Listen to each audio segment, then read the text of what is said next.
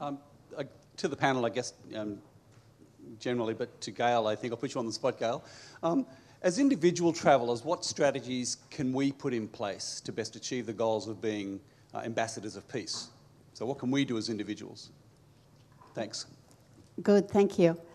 Well, our organisation, IIPT, we wear many hats, but our primary mission is to remind travellers, of which there are 1.3 billion of you each year, 1.3 billion travellers per year, the last stats from UNWTO for 2016, and growing, that you are potentially, unbeknownst to you, ambassadors of peace. Now, all of you have travelled, I'm sure at some stage, even it's domestically or internationally, and you are exercising your friendship, hopefully breaking down prejudices when you travel, having an open mind when you travel, protect the environment and the species that we encourage.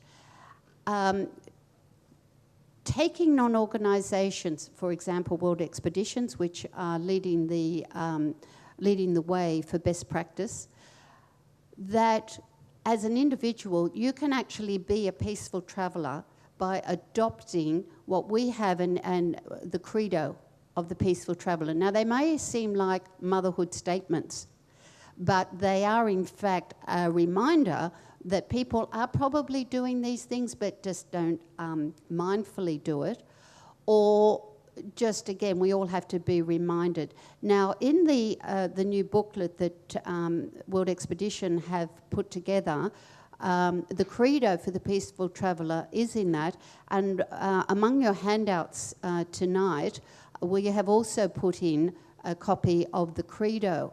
And if I have a moment, because you might want to read along, I don't know about our viewers, but the audience here tonight, you'll have a copy on your seats. And as a peaceful traveller, you actually become a responsible traveller.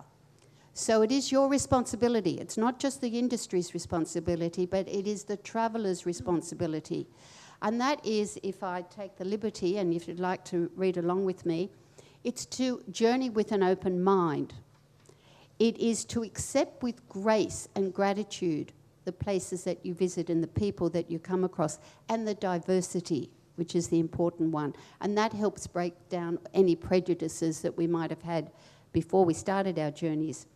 Protect the environment and all that sustains life. So we're talking about the animals and all living creatures. Appreciate all cultures. Respect and thank our hosts, which sometimes we forget to do.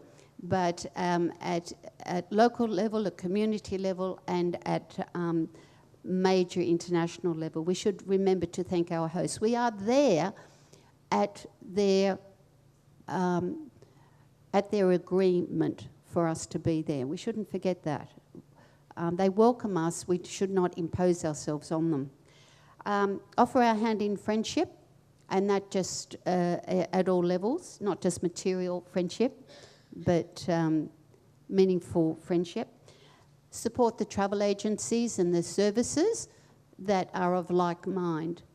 And these are practical things that people can do. They have been doing them, but we need to be reminded.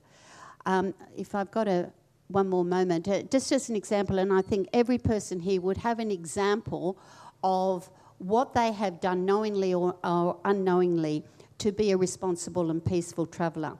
Many, many, many years ago, I happened to be in a place called Dahab.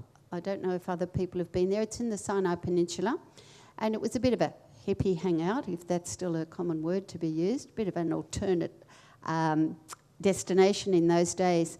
And hanging out there happened to be a couple of backpackers walking along. They ate a banana and just threw the banana on the dirt.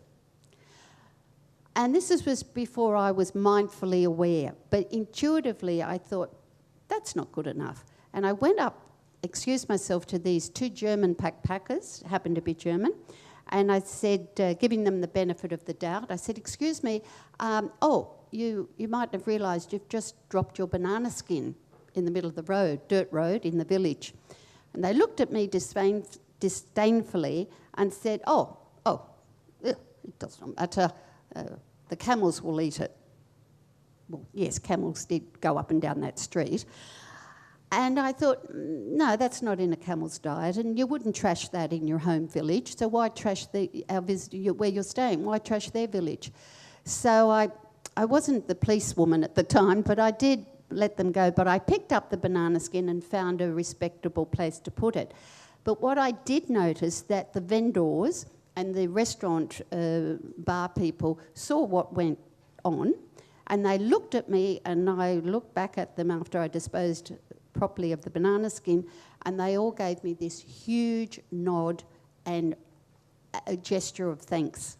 They wouldn't say it to the visitors because, you know, in case we offend, but I could, and we should. We should all do it. We don't do it at home, and if somebody does do it at home, you'd say something. So we also have a responsibility for ourselves, but also our fellow travellers, and that is being a peaceful traveller. Thank you, Gail. That's a fantastic example.